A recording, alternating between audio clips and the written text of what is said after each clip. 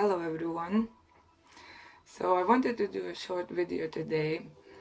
First of all, who doesn't know me, I'm Zivi, and I'm an admin of CBD Empire.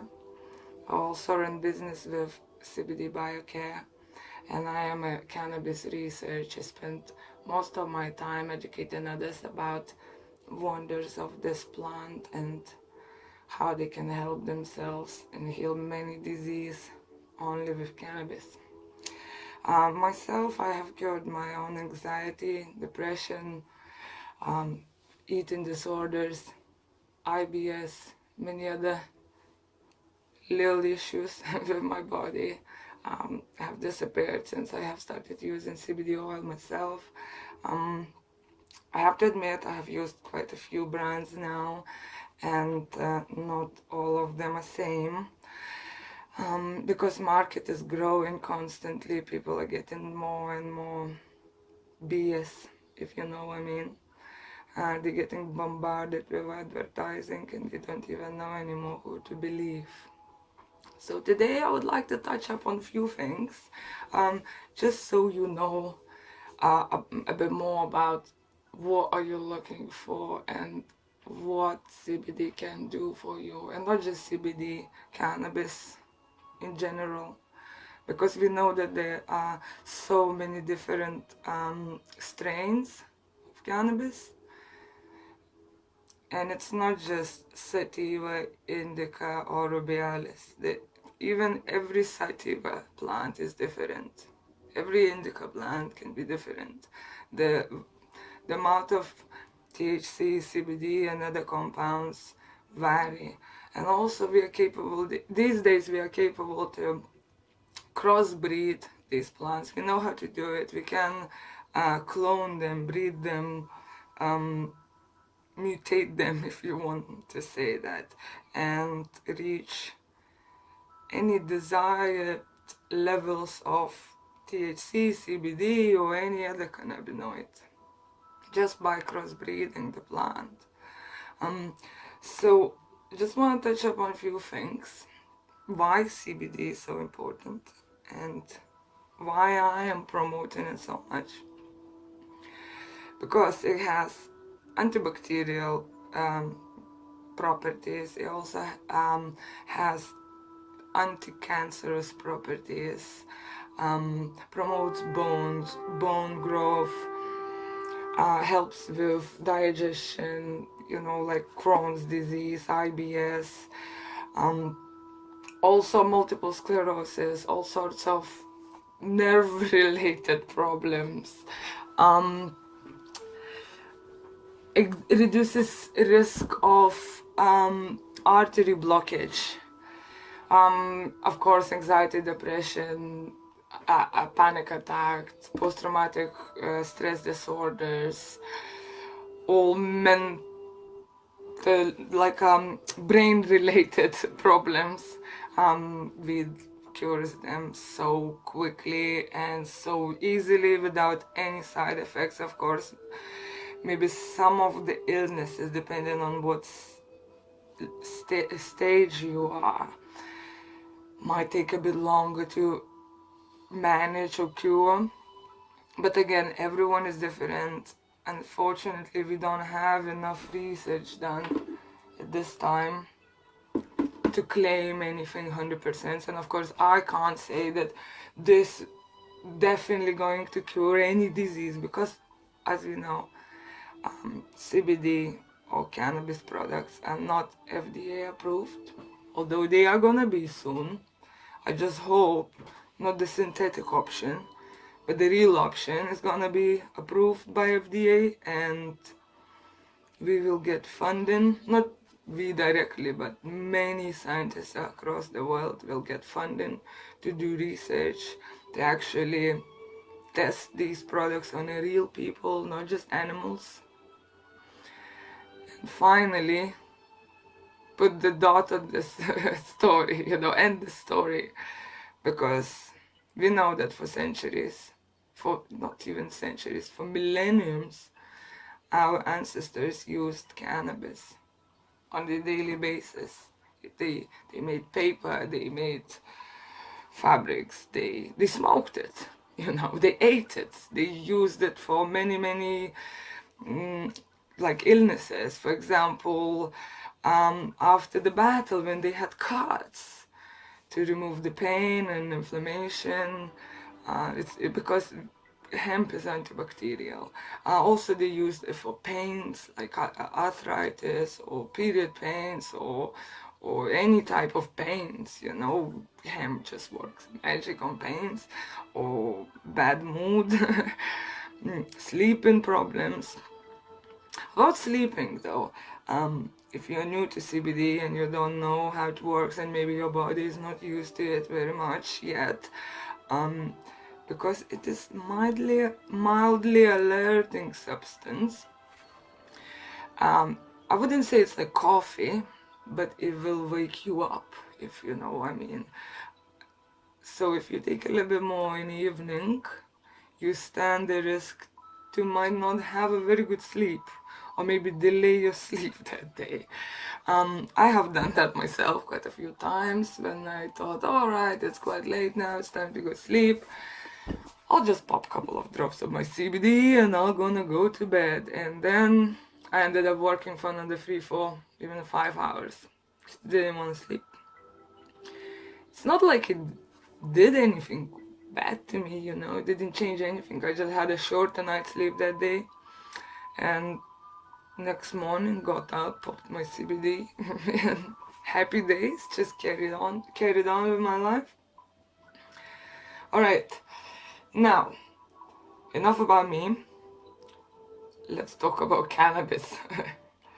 I just want to say something. We talk about CBD a lot, but we do forget that CBD on its own is not a fighter, if you know what I mean. Although it is anti-inflammatory, and it's proven, if you use CBD, pure CBD, even isolate CBD, that is only pure CBD taken out from the plant, it will help you with inflammation. But in the long run, with any other disease, it wouldn't stand a chance, unfortunately. Or maybe fortunately, because it's easier. You don't need to extract just a CBD. The best is to take full spectrum oil, or basically just full plant. If weed was legal in England, that's where I live now, I'd be eating it. Just put a little bit in my salad, grow it in my garden, chop in the morning, a bit in my salad, a bit in my smoothies, and that would keep me going, keep me healthy, probably, I don't know. But I think you could just eat it, and it would be beneficial. Of course, when you extract oil, it's stronger, because it's all, what's the word? Concentrated, if you know what I mean. And you can also choose the strength for yourself, so it's easier to manage when you take oil. It's also more convenient, if you know what I mean. It's just drop under your tongue, 1 minute later, 1.5 minutes later, you're free to go. You don't have to care about the plant, you don't have to, make the salad, you don't have to do anything. But let's talk about other cannabinoids. Like, I'll just touch few today, the main ones, the biggest ones. Altogether, we know already that there are about 114, probably more, you don't even know that yet, but there is at least 114 cannabinoids known to humankind today. And how lucky we are that they are basically exact match to our endocannabinoids in our own body that we produce naturally. So, I will go for the short version. I will not say cannabidinol and all that, because I'll break my tongue, and it'll be easier for you to find if you want to look it up. So we touched on CBD already. I want to say there is another one called CBC, and it also inhibits cancer cell growth and promotes bone growth, reduces inflammation, relieves pain. We have also CBDA. that reduces inflammation and inhibits cancer cell growth. We have CBCA, reduces inflammation and treats fungal infections. Then we have CBG, that aids sleep, inhibits cancer cell growth, promotes bone growth, and slows bacteria growth. And then we have CBGA, reduces inflammation, relieves pain, slows bacteria growth. There are many more BBB, but they are quite small, and I will not go any further. I want to touch upon a few THCs. We all know what THC is. It's tetrahydrocannabinol, and it is the one that makes you high. Sorry, I'm not saying it right. It's tetrahydrocannabinol. Gosh. So THC. There are a few variations of that. We know tetra-9 THC, which is the most known one, makes you high. It also reduces vomiting and nausea, it relieves pain, it stimulates appetite, and suppresses muscle spasms. So that's exactly what cancer patients who's going through chemo need. So to say that THC is any bad for you is not good. I mean, it's not correct. Well, if you need to be sharp and maybe do something serious, maybe being high is not something you would want to. But apparently your body needs to be high a little bit sometimes as well. Because if that's how it works, if by numbing, or I don't know how exactly to describe this, but numbing the pain, numbing probably the nerve ends, so you don't feel that pain, so inflammation goes down. You need that effect. That effect is for a reason, because THC, it's not just some compound from weed. Yes, it is compound from weed, but it's also a replica of the compound in our own body that we produce, which is just amazing coincidence. But how lucky we are that we have a plant like that where we can just easily use to help ourselves. Anyway, let's not talk about getting high anymore. Let's go to the next one, which is tetra 8 THC. It also relieves pain. We also have tetra 9 THCA, which aids sleep and inhibits cancer cell growth and suppresses muscle spasms. And we have THCV, reduces convulsions and seizures and promotes bone growth. Now there are more compounds in cannabis. I probably would need to take a whole day to go through all of them, but you can easily find them on the internet if you really want to know all of them. They all works in a similar way, if you want to say. Imagine if you if your car broke down, you have, I don't know, I drive Golf, so if I want to replace a part in my Golf, I have two options. I have more than two options, but most likely two options. I can go to Volkswagen and get a original part built by Volkswagen, insured and all that, and tested by Volkswagen, and it's built purposely for my car, if it's perfectly and I can just fit in. Or I can go and order one from China. Well, it says it's Volkswagen, it says it will do this thing, but it's not the same, if you know what I mean. You buying that thing, you hope it will last, but you have no guarantees. It's a bit similar with medications, I would say, when you're buying from pharmaceuticals. although they give you this leaflet to read with side effects, with all the effects, how it works, what's the ingredients and all that, but do you really, honestly, as a human being, can understand that very well without spending hours and hours of research? I wouldn't lie to anyone and I say I would not know, I would not have a clue about these medications.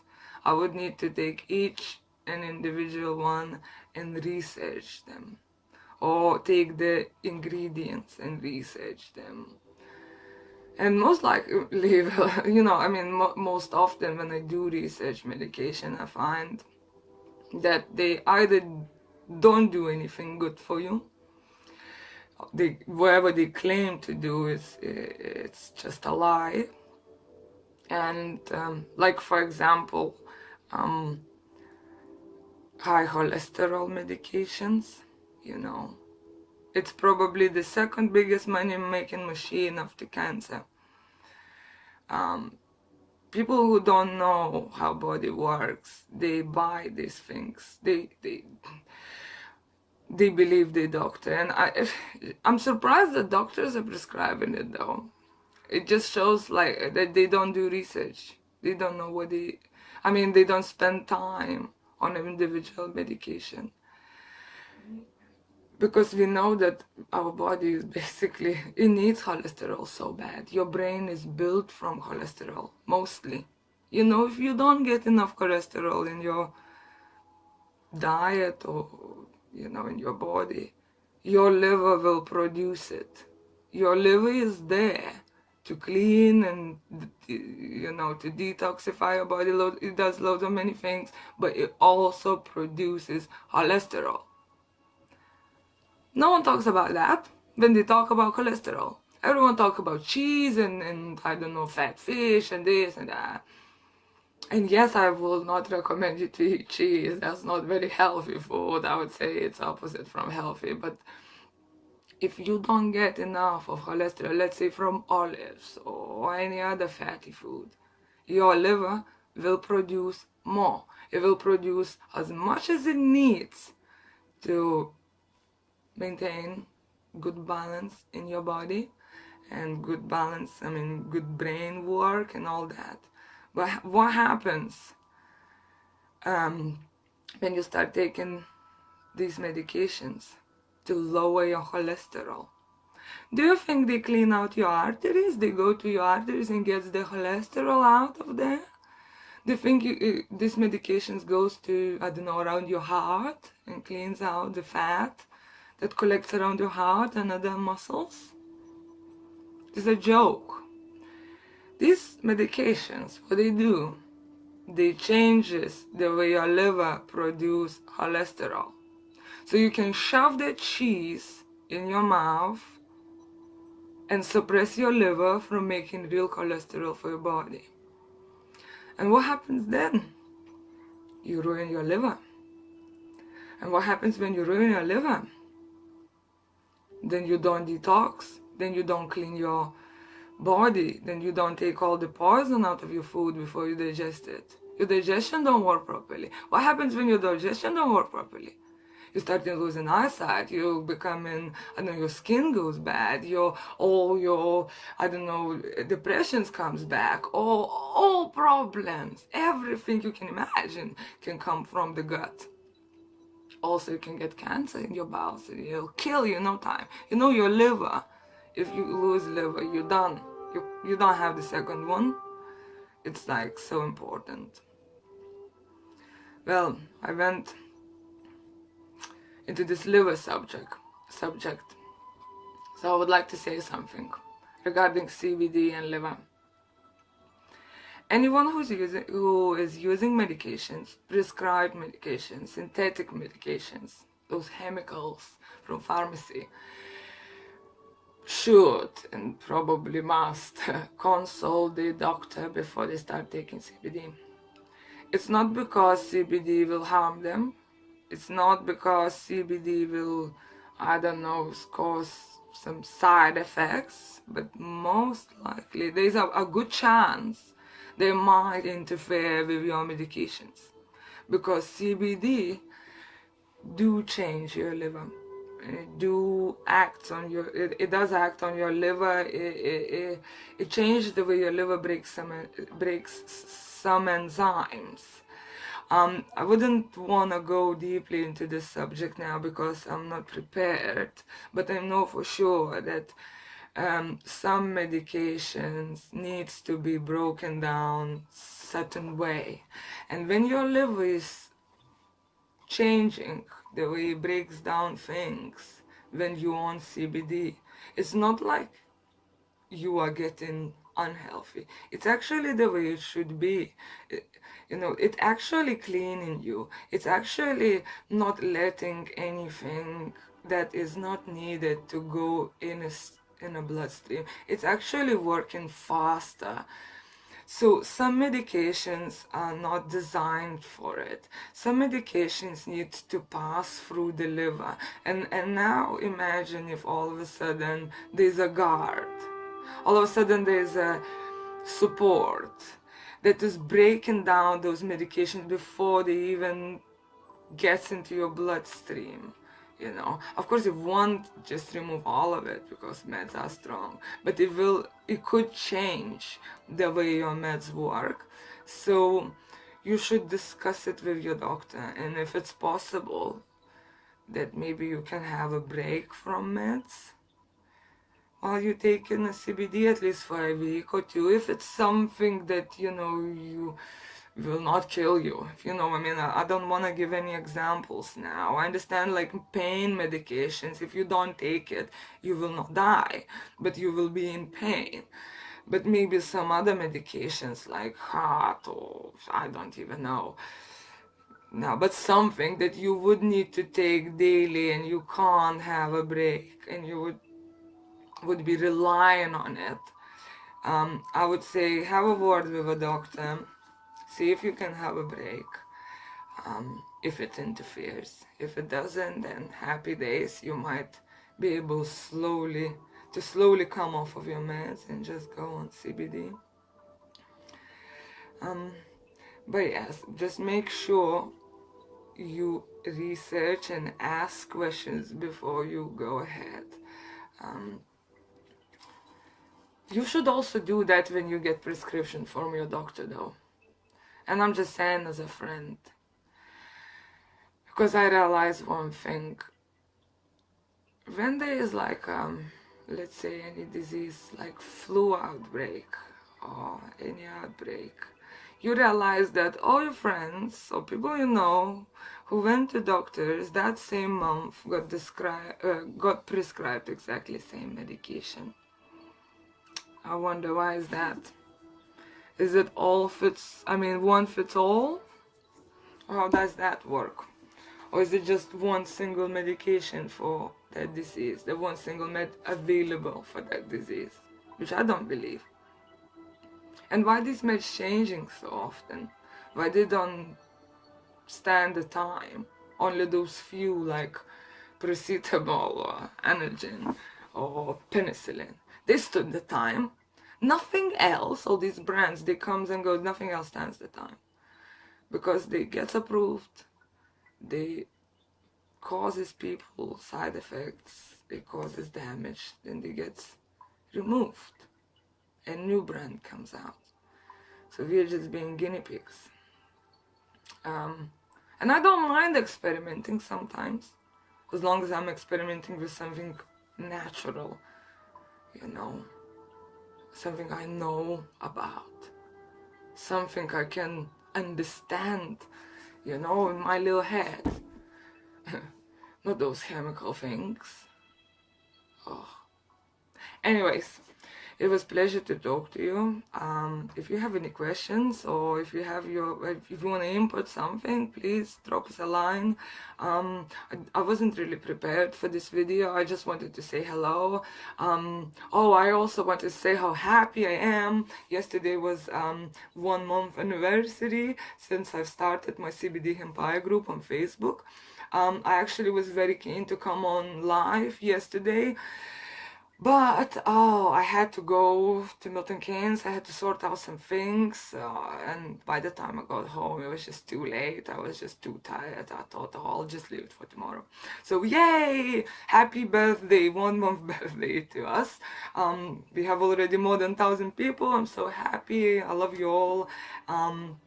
And also just want to say, if you know someone on Facebook who's maybe struggling with any of these conditions, like anxiety, depression, cancer, I don't know, bowel problems, anything, you think that they are on medications, they can't sleep properly, or maybe they have a dog that suffers from any disease, or cat, or any other mammal that could probably benefit from this information, please add them to my group.